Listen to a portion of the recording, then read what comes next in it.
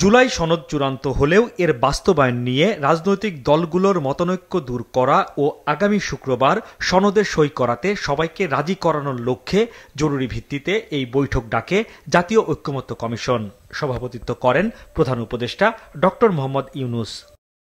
কমিশনের সহসভাপতি ডক্টর আলী রিয়াজ শুরুতে বলেন, শুক্রবার জাতীয় সংসদের দক্ষিণ প্লাজায় রাজনৈতিক দলগুলো আনন্দঘন পরিবেশে জুলাই সনদে সই করবে বলে আশা করছে কমিশন। শুক্রবার দিন বিকেলবেলা এই জাতীয় সনদে স্বাক্ষর করতে পারবো সকলে, এবং তার মধ্য দিয়ে আমাদের এই যে দীর্ঘ যাত্রা, সেই যাত্রার একটা নতুন অধ্যায়ে আমরা প্রবেশ করতে পারব। এরপর একে একে বক্তব্য রাখেন বিভিন্ন রাজনৈতিক দলের নেতারা। বিএনপি সহ কয়েকটি দল জুলাই সনদে স্বাক্ষরের ঘোষণা দেওয়ার পাশাপাশি ফেব্রুয়ারিতে জাতীয় নির্বাচনের দিন একই সঙ্গে গণভোটের পক্ষে মত দেন। আমরা 17 তারিখে 4টার সময় জুলাই জাতীয় সনদে স্বাক্ষর করার জন্য প্রস্তুত আছি।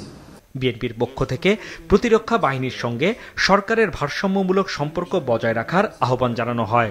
বাংলাদেশের সকল অর্গানে ব্যালেন্স থাকে, সেটা আপনাকে চেষ্টা করতে হবে মাননীয় প্রধান উপদেষ্টা। আমরা চাই না প্রতিরক্ষা বাহিনীগুলোর মধ্যে কোন রকমের ভারসাম্যহীনতা নষ্ট হোক। আমরা সেটা এফোর্ড করতে পারবো না এই মুহূর্তে। আমরা চাই আপনার সাথে প্রতিরক্ষা বাহিনীর সুসম্পর্ক বজায় থাকুক। রাষ্ট্রে একটা ব্যালেন্সড অবস্থা থাকতে হবে। জামায়াতে ইসলামী তাদের আগের অবস্থান আবারও তুলে ধরে জুলাই সনদকে আইনি ভিত্তি দিতে নভেম্বরে গণভোটের দাবি করে। আর এনসিপি জুলাই সনদ বাস্তবায়নের প্রক্রিয়ার বিষয়টি স্পষ্ট করতে কমিশনের প্রতি আহ্বান জানায়।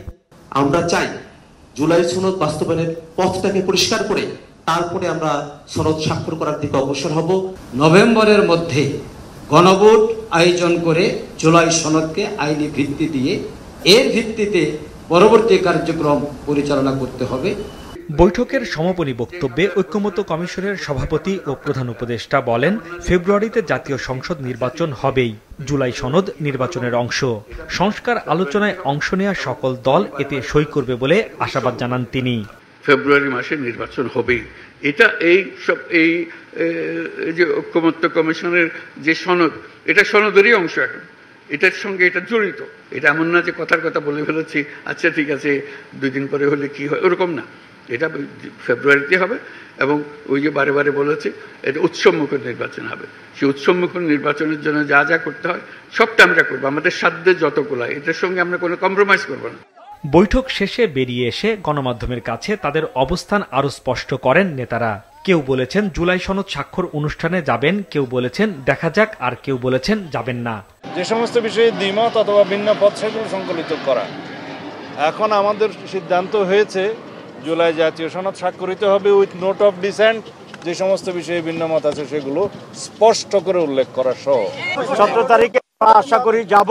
সিগনেচারের ব্যাপারে তো প্রশ্ন করবেন কিনা, তো সেই প্রশ্নের জবাবটা দিয়ে বলতে চাইতেছি এটাই আসল প্রশ্ন। মাত্র 1 দিন বাকি আছে, ওই দিন গেলে ইনশাআল্লাহ দেখে ফেলবেন, জেনে যাবেন। আরেকদিন ধৈর্য ধরেন। এই জুলাই জাতীয় সনদে এই 5টি দলের কথা বললাম, তারা স্বাক্ষর করব না। এখন পর্যন্ত যে অবস্থা আছে আমরা স্বাক্ষর করার মতো অবস্থায় নেই। হাসনাইন তানভীর, মাছরাঙা সংবাদ, ঢাকা।